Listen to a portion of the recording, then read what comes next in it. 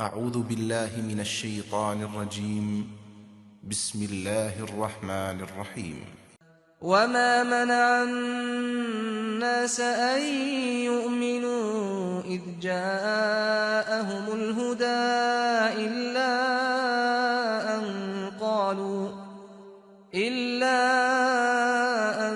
قالوا أبعث الله بشرا رسولا قل لو كان في الأرض ملائكة يمشون مطمئنين لنزلنا عليهم من السماء ملكا رسولا قل كفى بالله شهيدا بيني وبينكم إنه كان بعباده خبيرا بصيرا ومن يهد الله فهو المهتد ومن يضلل فلن تجد لهم أولياء من دونه ونحشرهم يوم القيامة على وجوههم عميا وبكما وصما مأواهم جهنم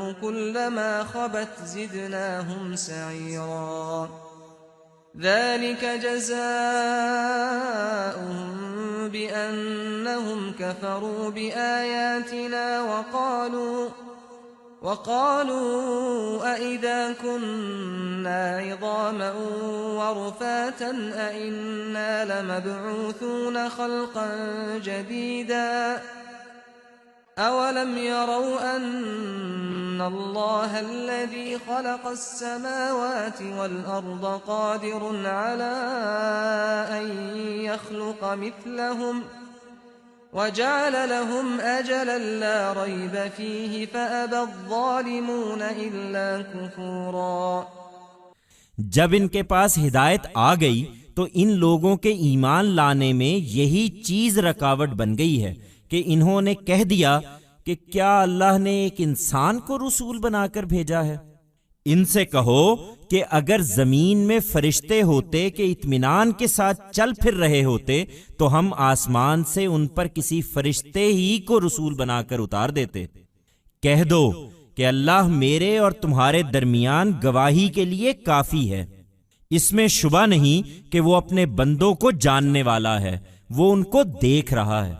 حقیقت یہ ہے کہ جس کو اللہ اپنے قانون کے مطابق ہدایت سے بہرایاب کرے گا وہی ہدایت پانے والا ہوگا، اور جس کو وہ گمراہی میں ڈال دے گا تو ایسے گمراہوں کے لیے تم اس کے سوا دوسرے کوئی مددگار نہ پاؤ گے۔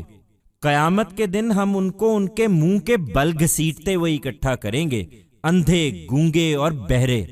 ان کا ٹھکانہ جہنم ہے، اس کی آگ جب کبھی دھیمی ہونے لگے گی ہم اس کو ان پر مزید بھڑکا دیں گے۔ یہ ان کا بدلہ ہے، اس لیے کہ انہوں نے ہماری آیتوں کا انکار کیا اور کہا کہ جب ہم ہڈیاں اور ریزہ ریزہ ہو کر رہ جائیں گے تو کیا نئے سرے سے بنا کر اٹھائے جائیں گے؟ کیا انہوں نے سوچا نہیں کہ جس خدا نے زمین اور آسمانوں کو پیدا کیا ہے وہ اس پر قدرت رکھتا ہے کہ ان جیسے پھر پیدا کر دے، اور یہ حقیقت ہے کہ اس نے ان کے لیے ایک مدت مقرر کر رکھی ہے جس میں کوئی شبہ نہیں، اس پر بھی ظالم انکار کیے بغیر نہیں رہے۔ When guidance came to them, the only thing that stopped these people from accepting faith was that they said, "Has God sent a human being as a messenger?" Tell them, had there been angels on the earth walking about calmly, we would have sent down from the heavens an angel as a messenger to them. Say, sufficient is God between you and me as a witness. Undoubtedly, He knows His servants, He is watching them. In reality, he whom God guides, according to His law, only he will be guided, and he whom He misleads, then for such misled you will not find any helper except Him. On the day of judgment, we shall gather them by dragging them by their faces. The blind, the dumb and the deaf. Their abode is hell. Whenever its fire diminishes, we shall ignite it further on them. This is their reward because they denied our revelations and said, when we become bones and are crushed to pieces, would we be raised again? Have they not thought that the God who has created the heavens and the earth has the power to create their likes again?